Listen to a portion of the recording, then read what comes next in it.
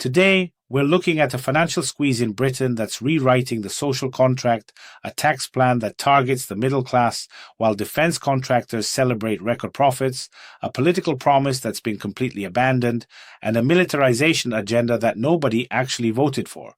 And trust me, the most revealing part of this story I've saved for the very end. I spent years inside one of those big-name media organizations, the kind everyone's heard of, the kind that looks respectable on paper, but I watched how stories got shaped, how facts got bent to serve the narrative, how inconvenient truths got quietly buried. So I walked away. Now I operate on my own terms, answering to nobody but you, and I tell you what's actually happening, not what powerful people want you to believe. Here's what I need from you right now. Hit that like button, subscribe if you haven't already, and if you can, please consider supporting this channel financially. We put in serious work fact-checking every claim, cross-referencing sources, making sure we're not spreading misinformation or lazy takes. That kind of journalism costs time and money, and your support makes it possible.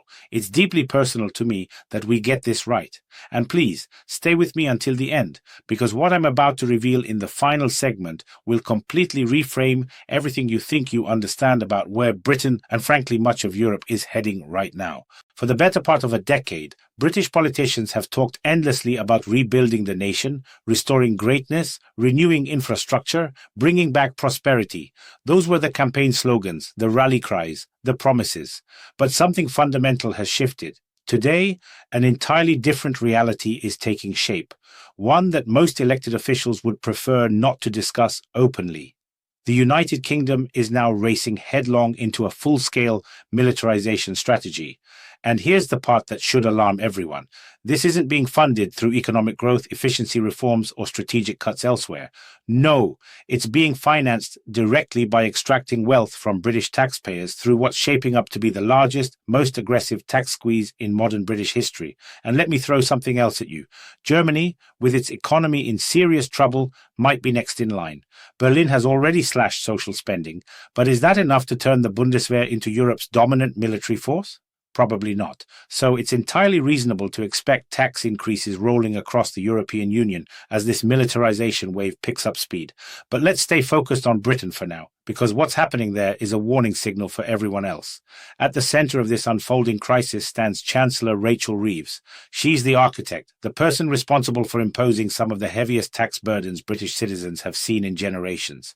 And here's what makes this particularly striking.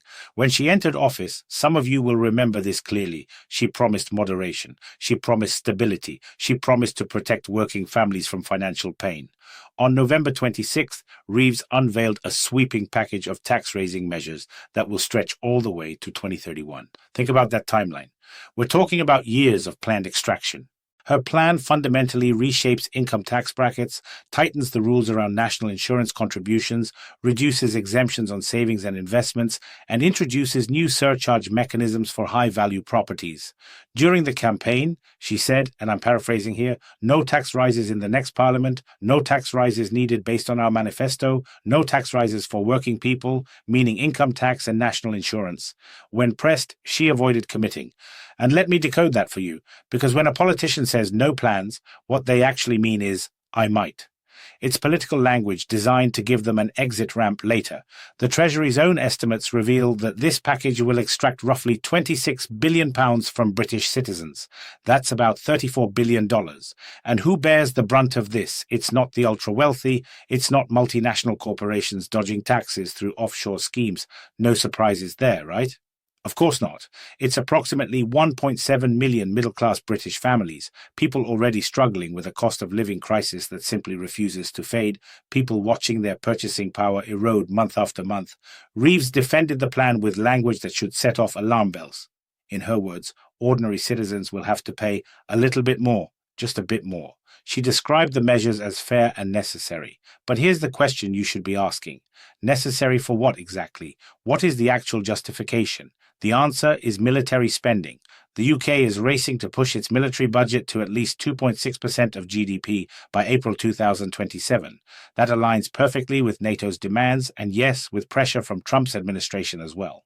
But here's what should trouble you. For all the dramatic rhetoric about insecurity, threats, and danger, Reeves and her colleagues have offered almost no concrete explanation for what justifies this sudden, aggressive militarization or the corresponding tax increases. There's been no intelligence release, no specific national security revelation, no evidence presented of an imminent attack on Britain that would warrant militarization at this scale. Instead, the government speaks in vague, shadowy generalities. It sounds eerily similar to what we're hearing from other governments across the EU. In other words, fear-mongering has become the foundation for fiscal policy, for economic strategy, and specifically in this case, for massive tax hikes. Analysts spanning the entire political spectrum have not reacted kindly to Reeves and her tax plan. Many have warned that these new rules will slash social benefits, eat away at personal savings, and dramatically increase financial pressure on average households. There's discussion of heavier taxation on investments, new restrictions on pension-related tax relief, and a fundamental restructuring of how wealth is treated. The Office for Budget Responsibility projects that the average tax burden on British citizens will jump at least 38% in the coming years. Let that sink in. That's not a minor adjustment, that's a transformation. It's wealth redistribution, if you will, directly from the pockets of middle-class families straight into the coffers of the military-industrial complex. Some of you may recall that Reeves campaigned on a platform promising Labour would not raise taxes on ordinary workers. But like so many Western governments recently, campaign promises have been discarded the moment they become inconvenient. The priority now is alignment with NATO's military expansion plans, regardless of what voters were told. The British public is being instructed to sacrifice economic stability to accept a lower standard of. So what's the result? British citizens are paying significantly more in taxes. Their quality of life is actively deteriorating. Meanwhile, defense contractors and arms manufacturers are enjoying record profits. They're sitting on multi-billion-dollar backlogs, lining up contracts for years to come. While the middle-class and low-income earners enter survival mode, billions upon billions are being funneled into military projects, funding wars, funding conflicts, funding regime change operations that have nothing to do with defending British soil. And here's the dangerous spiral nobody wants to talk about.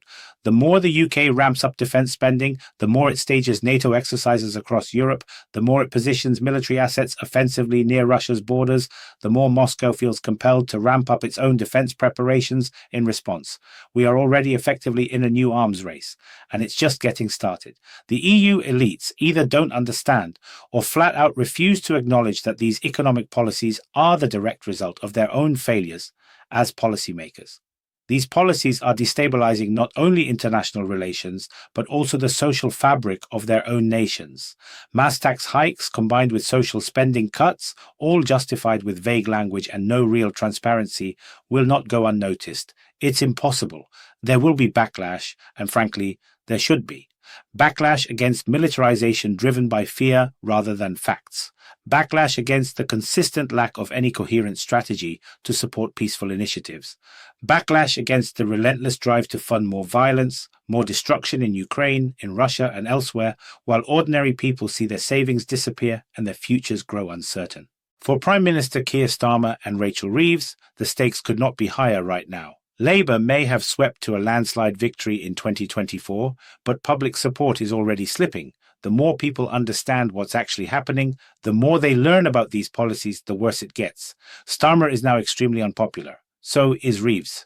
Meanwhile, Reform UK, led by Nigel Farage, appears to be rising steadily in the polls, and it's becoming quite clear that if the government continues down this path, down this self-destructive trajectory, the outcome is entirely predictable. There will be protests, there will be anger, there will be political upheaval, because at some point, citizens have to draw a line in the sand and refuse to finance a militarization agenda they never voted for in the first place, an agenda they never even supported, yet it's being forced on them again and again, and we're seeing the exact same trends in many countries across the EU. So what are we likely looking at? More economic instability, worsening political crises within the UK, and of course across the European Union in general. Add to that mounting social grievances, and what you have is a perfect storm, a fire that will become impossible to put out. Let me bring this together for you. Britain is implementing historic tax increases targeting the middle class to fund rapid militarization with no clear justification beyond vague fear-mongering. Campaign promises have been abandoned. Public trust is eroding. Defense contractors are profiting massively while ordinary families struggle.